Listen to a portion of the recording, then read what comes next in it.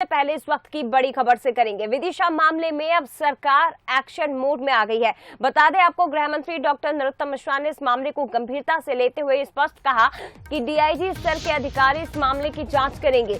3 दिन में मामले की रिपोर्ट सौंपी जाएगी। 2 आरोपी इस मामले में गिरफ्तार हो चुके हैं।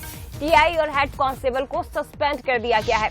गृह मंत्री नरोत्तम मिश्रा ने विदिशा की घटना पर दुख जताया और उन्होंने कहा कि छेड़छाड़ का विषय आया था, तत्काल कार्रवाई हुई है, लेकिन इस मामले में अब सरकार एक्शन मोड में आ गई है। दुखद प्रसंग है, दुखद घटना है। जब छेड़छाड़ का विषय आया था तब 354 की कायमी करके उसको तत्काल सम्मन भेज दिया था। मार्मिक प्रसंग है, दुखद प्रसंग है। उस पर पुनः कायमी कर दी है, गिरफ्तार कर लिया है 2 लोगों को एफआईआर करने के बाद में, और उसके बाद में वहां के टीआई को, हेड कांस्टेबल को लाइन अटैच कर दिया है। मैं आज निर्देश दे रहा हूं, यहां से भोपाल से डीआईजी स्तर का अधिकारी जाएंगे साथ में लेके लोगों को, और 3 दिन के अंदर इस पूरी घटना की रिपोर्ट करेंगे, और रिपोर्ट आने के बाद में जो और दोषी निकलेंगे किसी को नहीं बख्शा जाए।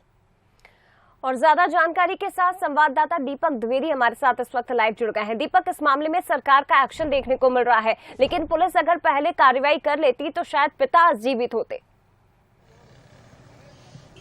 जी, यह तो सही कह रहे हैं कि यदि पुलिस इस पूरे मामले में पहले कार्रवाई कर लेती तो शायद पिता जीवित होते। बच्ची के साथ छेड़छाड़ का मामला हुआ था, इस पूरे मामले में गिरफ्तारी हुई थी, जैसा गृह मंत्री नरोत्तम मिश्रा ने बताया, और उसके बाद यह पूरे मामले को विड्रॉल करने को लेकर दबाव बनाया जा रहा था। वहीं उसी दौरान बच्ची ने आत्महत्या की। उसके बाद जब यह दबाव को विड्रॉल बनाने का चल रहा था, केस को विड्रॉल करने के लेकर दबाव बनाया जा रहा था, उस दौरान फिर पिता ने भी पूरे मामले में आत्महत्या की, जिसके बाद अब इस पूरे मामले में गृह मंत्री नरोत्तम मिश्रा का बयान आया। उन्होंने कहा है कि पुलिस ने सही तरीके से कार्रवाई नहीं की, इसीलिए थाने में पदस्थ थाना प्रभारी और टीआई को लाइन अटैच कर दिया है, और डीआईजी लेवल के अधिकारी को जांच सौंपी गई है, जो 3 दिन में इस पूरे जांच की रिपोर्ट उनके सामने रखेगी, और जो आगे इसमें यदि और लोग भी दोषी होंगे तो उसके ऊपर जया सख्त कार्रवाई की जाएगी, और यदि लोगों के नाम सामने आते हैं तो उनके ऊपर एफआईआर दर्ज की जाएगी। इस पूरे मामले में पुलिस ने धारा 354, उसके बाद जब उस बच्ची ने आत्महत्या की तो धारा 306 लगाया था, फिर उसके पिता ने आत्महत्या की है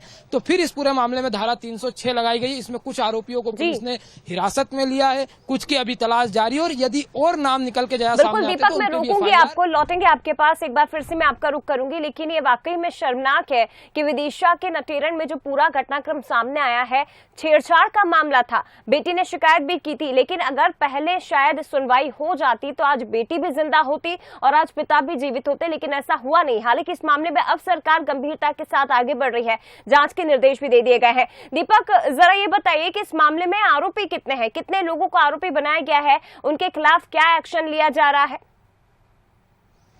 जी जया, बता दूं, इस पूरे मामले में अभी 6 लोगों का नाम सामने आया। कथित तौर पर वो किसी पार्टी के नेता भी बताए जा रहे हैं, इसीलिए वो दबाव बना रहे थे।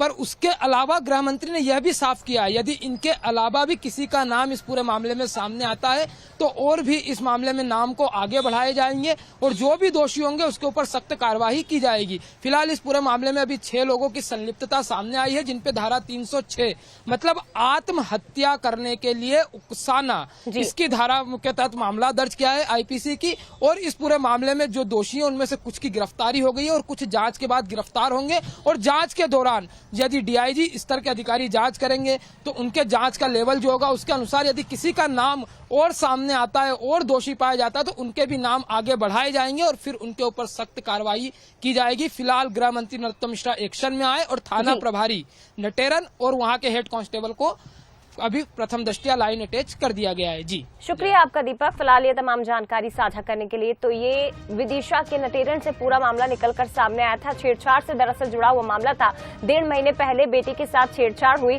शिकायत की, लेकिन पुलिस ने सुनवाई नहीं की। उसके बाद आखिरकार परेशान होकर बेटी ने सुसाइड नोट में आरोपियों के नाम लिखने के बाद सुसाइड कर लिया, लेकिन सुसाइड नोट के आधार पर भी आरोपियों की ना तो गिरफ्तारी हुई, ना ही उनके खिलाफ सख्त एक्शन लिया गया। 1.5 महीने तक पिता अपनी बेटी को इंसाफ दिलाने के लिए लड़ता घूमता रहा, चक्कर लगाता रहा, थानों के जूझता रहा, लेकिन उसके बाद भी जब सुनवाई नहीं हुई तो थक हार कर पिता ने भी अपनी जान दे दी। अब इस मामले में सरकार ने एक्शन लिया है। गृह मंत्री ने जहां दुख जताया इस पूरी घटना पर, वहीं दूसरी तरफ 2 पुलिसकर्मियों को लाइन अटैच करने के साथ ही आरोपियों को गिरफ्तार करने की कार्रवाई भी शुरू कर दी है।